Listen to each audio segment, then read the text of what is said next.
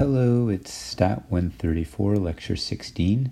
Last time we talked about the geometric distribution and the negative binomial distribution, which is the sum of IID geometric P distributions. Today we're going to concentrate on Poisson. We'll talk about Poisson, expectation and variance, and then its applications, which are coming from Poisson random scatter or Poisson processes. So Poisson distribution, as you know, has the formula given here. And so it takes values 0, 1, 2, 3, and so on. We're going to find its expectation and variance. Let's just recall the formula for our Taylor series, exponential Taylor series. And we're just going to use the definition for the expectation of x as a weighted sum over the values of x. So we get a sum from 0 to infinity. When k is 0, that term is just 0. So this is equal to the sum of 1 to infinity. And I just do some algebra manipulations, and you'll then see that this expectation is mu, as you would expect, since binomial NP for small p and large n converges to Poisson mu. As NP converges to mu, this converges to Poisson mu. And we know that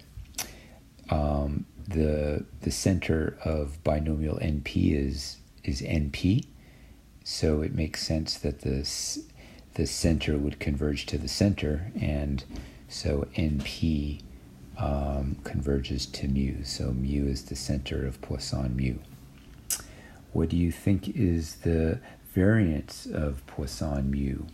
Well, we know that the variance of binomial NP is NPQ, and since we're concentrating here on large n and small p, that means that q is close to 1, since q is 1 minus p.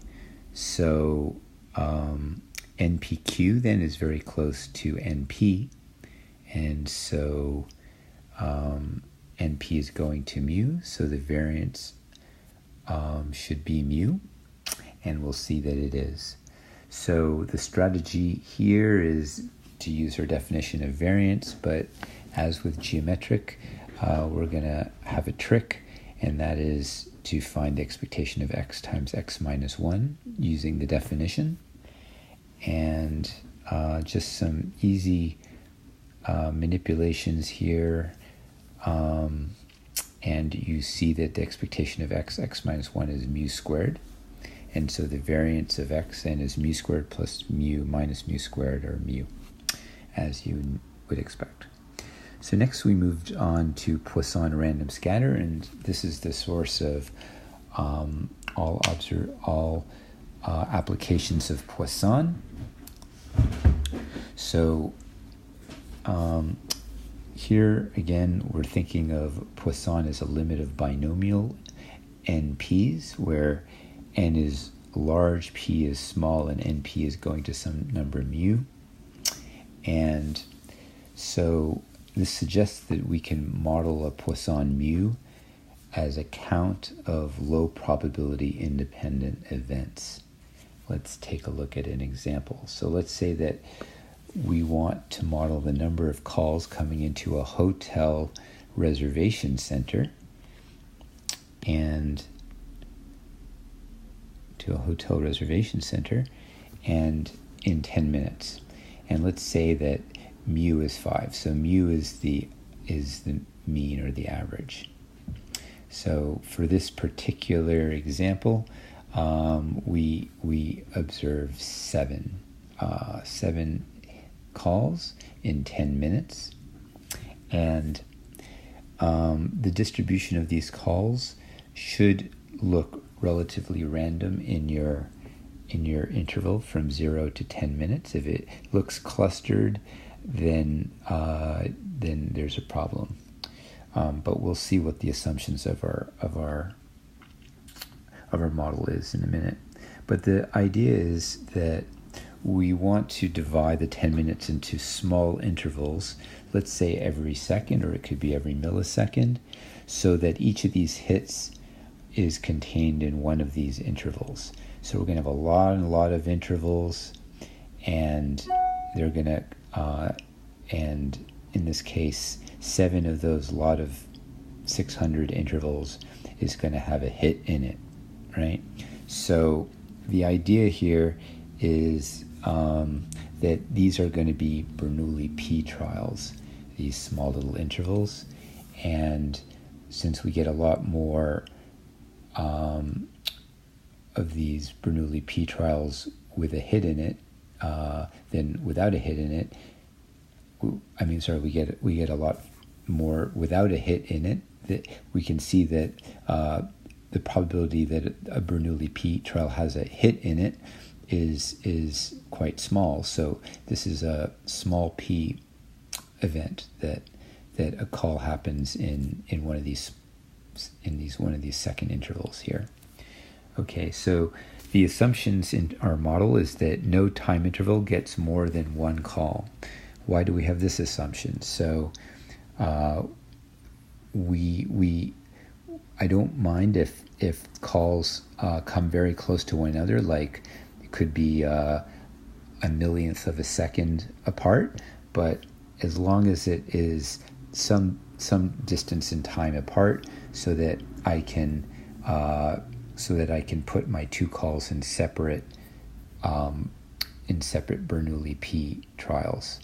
And so in this case, if the calls were really close together, then the number of trials that I would need would be quite huge, but that's okay. So the second assumption is that my Bernoulli P trials are all independent and all with the same P.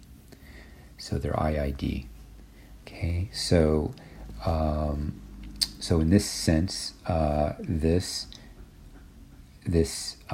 account of these calls is binomial.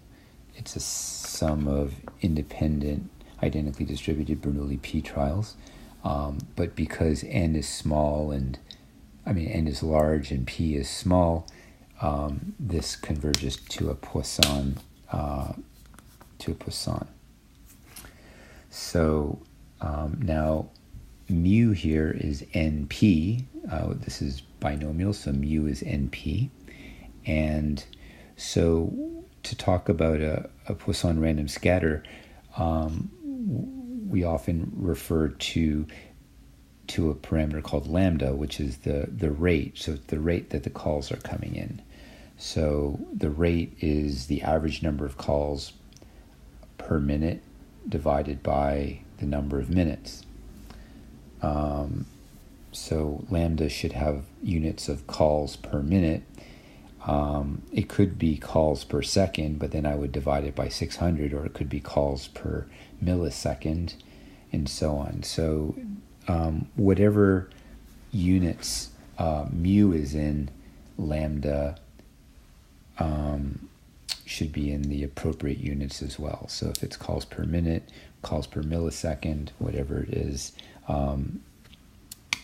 Okay, so equivalently, you can write mu in terms of lambda. So mu in this case would be 10 times lambda. It's the average number of calls in 10 minutes. So I want to emphasize here that what is not important is n and p. They actually don't come into this at all. I just need, based on my two Poisson random scatter assumptions, there is an n and a p such that n is huge, p is super small, and so I can think of this as Bernoulli trials. But specifically what n and p are is not important. So we then did a concept test which everyone had a lot of fun with. Which of the following can be modeled as a Poisson random scatter with intensity lambda greater than 0? A, the number of blueberries in a 3 cubic inch blueberry muffin. That sounds good. Yes, that is a Poisson random scatter. I can think of a vat of blueberry mix, and these blueberries are just sort of randomly floating around in my vat. And so when I bake a blueberry muffin, I can think of taking small bites, little morsel bites, where most of the time I don't get a blueberry, but every now and then I get a blueberry and a smile runs across my face. But I don't get 2 blueberries in any one morsel. So that is a Poisson random scatter. The number of patients entering a doctor's office in a 24-hour period is not a Poisson random scatter. So here I'm imagining that if I have a timeline of 24 hours, that I'm going to have, and I have hits when a patient enters the doctor's office. I'm going to have lots of hits between 9 and 5, but between 5 and 9 a.m., no hits, right? Because those are not working hours. So lambda would be 0 outside of the working hours. This is not a Poisson random scatter. We need to have the same lambda, same rate of patients coming into the doctor's office for the entire time. If it was the number of patients entering the doctor's office between 9 and 5, you're good to go. Now, the number of times a day a person feels hungry. Now, you might feel like you're always hungry, but I bet that you feel more hungry close to lunchtime or close to dinner time than, say, for example, after lunch or dinner. So, and furthermore, if you're hungry at 11 o'clock in the morning, you're hungry also at 11:01, assuming, let's say, you have lunch at 12. So there is a dependence there. We don't have independent hunger pangs. So this is not Poisson random scatter.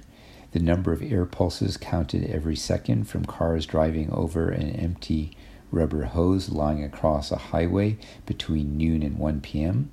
So here I'm thinking that this is not a Poisson random scatter because we get an air pulse when the front tires and the rear tires go over the tube, and so all the pulses are going to come in pairs, and so the pulses, the Poisson, the Bernoulli trials are not independent. So that one's not a Poisson random scatter. Back to blueberry muffins. Let's say that a Poisson random scatter intensity lambda is 2 per cubic inch. A muffin is 3 cubic inches. So on average, how many blueberries per muffin? Well, mu is lambda times 3, since it's 3 cubic inches. So that's 6 blueberries on average. So let x1 be the number of blueberries in the first muffin. x1 is Poisson 6, and now we have another muffin from the same tub of batter. Size 4 cubic inches. So let x2 be the number of blueberries in the second muffin. x2 is Poisson 8 because it's lambda is 2, and here 4 cubic inches. So now find the probability that I have 5 blueberries in each muffin. The muffins are independent of one another, so x1 and x2 are independent, and we can just use our formula for Poisson. So the idea is that in a Poisson random process, we need to convert from lambda to mu. Now, here's another one. Find the probability that you have 10 blueberries total in both muffins. So you could rephrase that as the probability that x1 plus x2 is 10. So here you remember that x1 plus x2 is Poisson, 6 plus 8. So, because x1 and x2 are independent. So